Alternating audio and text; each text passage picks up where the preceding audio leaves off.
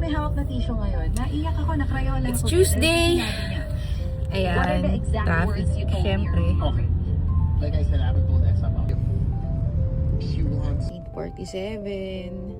Ready for office. Early tayo. Umalis ng office today. Ayan, early out. Tapos bukas work from home.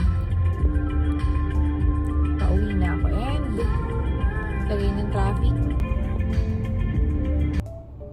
Ayan, nakarating na. Hintay ko na lang si Jetri para makapag-park na ako. Yung parking namin, nakaharang pa ang kanyang motor. See you tomorrow! Muna. Para micellar water. Reports. Balik ulit kami sa projects. Ayan.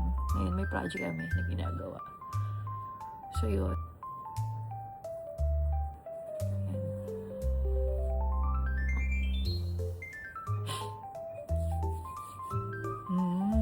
Tapos, mag-micellar. Although, yung mga problem areas ko, like yan. Ayan. Nag-eye cream naman ako. Ito nga yung gamit. Ayan. Pero pag naubos yun, babalik na ako sa loob. Isa pa. Dami.